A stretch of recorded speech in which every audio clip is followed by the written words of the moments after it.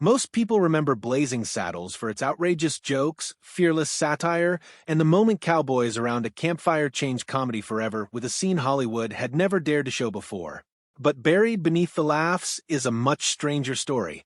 A story filled with deleted scenes that were almost too shocking to exist, casting disasters that nearly shut the production down, and one accidental blooper that somehow made it into the final shot without anyone planning it. For decades, audiences believed they had seen everything the film had to offer. After all, Blazing Saddles never tried to hide its chaos. It broke rules, mocked conventions, and even shattered the fourth wall in one of the most surreal endings ever put on screen. But the deeper you look into how the movie was made, the more unbelievable the story becomes. Why did the studio panic after seeing the finished film? What controversial scene was quietly removed before audiences ever saw it?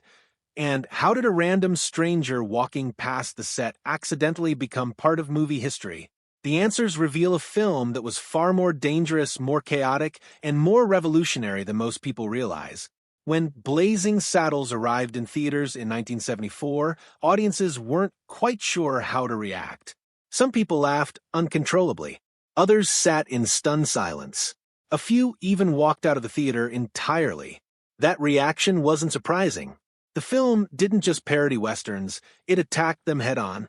For decades, Hollywood westerns had followed a familiar formula.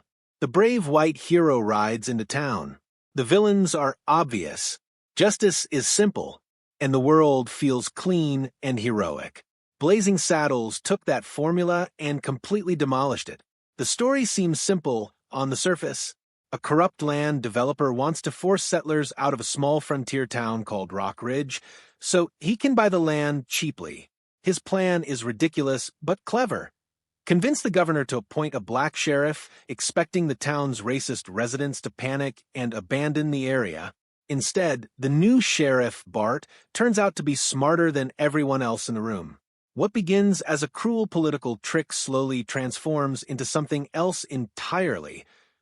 Rebellion against ignorance, prejudice, and the ridiculous myths Hollywood had spent decades building around the Old West. But the movie wasn't really about cowboys at all. It was about America. In the early 1970s, the country was in turmoil. The Vietnam War had ended in humiliation. The Watergate scandal was unraveling the presidency. Public trust in institutions had collapsed. And while the civil rights movement had achieved historic legal victories, racism still shaped everyday life. Hollywood often avoided confronting these realities directly. Mel Brooks decided to do the opposite. Instead of preaching, he used comedy as a weapon. Blazing Saddles exposed racism by exaggerating it to the point of absurdity. The film forced audiences to laugh at ideas that had once been treated as normal, and in doing so, it revealed just how ridiculous those ideas really were. But creating a movie this bold came with enormous risks, and from the very beginning, the production was walking on a tightrope. For a film already packed with controversial jokes, it's surprising to learn that one of the most outrageous scenes never made it into the movie at all. The moment was originally planned during the flirtation between Sheriff Bart and the glamorous singer Lily Von Shtupp. In the final version of the film, their interaction is playful and suggestive, but still relatively tame compared to what had originally been written. In an earlier version of the scene, Lily begins teasing Bart about a long-standing stereotype about black men. The question is delivered with exaggerated curiosity, her voice dripping with playful disbelief. Then the lights go out, the screen fades to black, and in the darkness, her voice asks the question again, wondering if the stereotype is really true. There's a pause, just enough silence to make the audience uncomfortable. Then Bart calmly replies with a perfectly timed line that flips the entire joke on its head. According to Mel Brooks, the punchline was hilarious, but it also crossed into territory he wasn't sure audiences were ready for.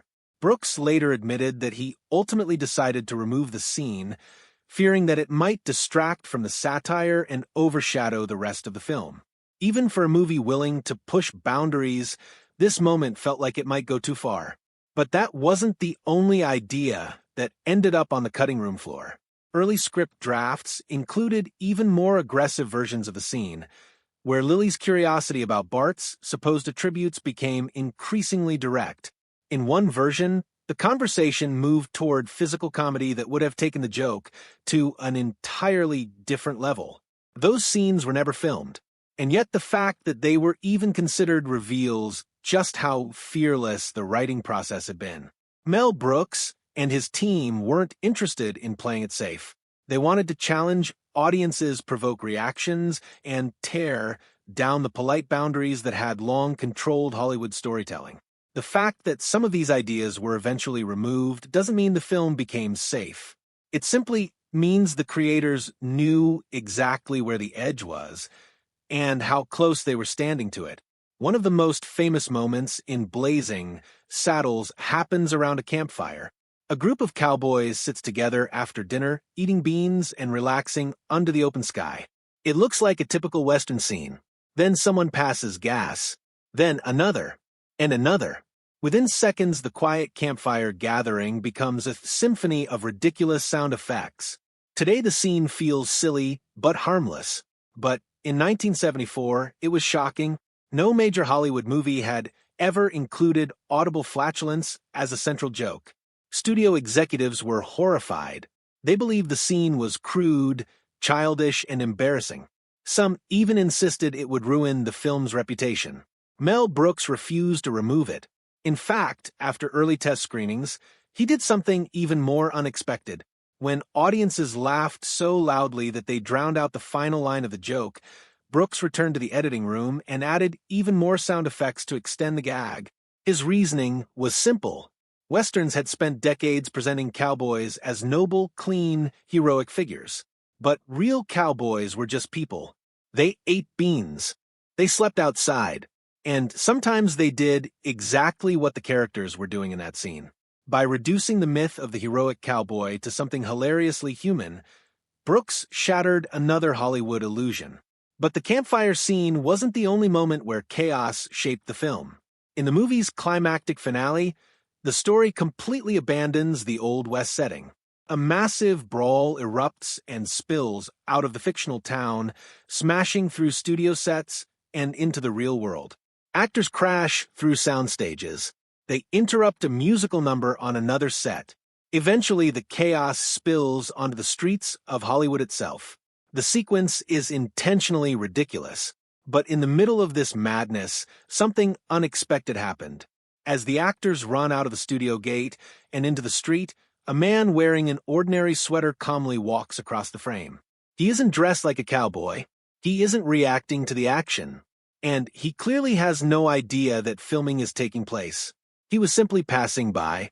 Instead of stopping the shoot, Mel Brooks watched the footage and made a surprising decision. Leave him in. The random pedestrian became part of the final film, an accidental extra who had unknowingly wandered into one of the most famous comedy endings ever filmed. It was a perfect example of Brooks' philosophy. Sometimes mistakes are funnier than anything you could plan. While the actors were embracing chaos on set, executives at Warner Brothers were becoming increasingly nervous. When studio leaders finally saw the finished film, their reaction was immediate. They hated it. Some believed the jokes were too offensive. Others thought audiences would be confused by the film's strange mixture of satire, slapstick, and surreal humor. One executive reportedly predicted the movie would destroy Mel Brooks' career. Rather than promoting the film aggressively, the studio quietly released it in only a handful of major cities. The strategy was simple. If the movie failed, the damage would be limited. If it caused controversy, the studio could distance itself from the project. But something unexpected happened. Audiences loved it. Word of mouth spread rapidly. Theaters began extending showings. Crowds returned for repeat viewings. Within weeks, the film that had nearly been buried became one of the biggest comedy hits of the year. By the end of its theatrical run, Blazing Saddles had earned over $100 million, an enormous success for the time. The movie that studio executives had dismissed as vulgar nonsense had become a cultural phenomenon. The road to success had been anything but smooth. In fact, the film nearly collapsed before production even began. The role of Sheriff Bart had originally been written with a very specific actor in mind, Richard Pryor. Pryor had helped write the screenplay, shaping many of the film's sharpest jokes and most daring ideas. His voice was deeply embedded in the character, but the studio refused to insure him. At the time, Pryor had a reputation for unpredictable behavior and a history of drug-related arrests. Without insurance, the production legally couldn't hire him. It was a devastating setback. Instead, the role went to Broadway actor Cleveland Little. Little approached the character differently than Pryor might have. Rather than explosive energy, he played Bart with calm intelligence and effortless confidence. The result was unforgettable. His quiet delivery made the satire even sharper, allowing the absurd situations around him to feel even more ridiculous. The casting problems didn't end there. Another key role, the mysterious gunslinger known as the Waco Kid, was originally given to an Academy Award-winning actor. But on the very first day of filming, the production came to a halt when it became clear the actor was struggling with severe alcohol withdrawal. Mel Brooks made the difficult decision to replace him immediately. In desperation, Brooks called someone he trusted, Gene Wilder. Wilder agreed to join the film almost instantly. He arrived on set the next day and began filming. His performance became one of the most beloved parts of the movie. With his soft voice, strange pauses, and unpredictable humor, Wilder created a character who felt both ridiculous and strangely wise. Together, Cleveland Little and Gene Wilder formed the emotional center of the film. Amid all the chaos, their performances gave the story something unexpected: heart.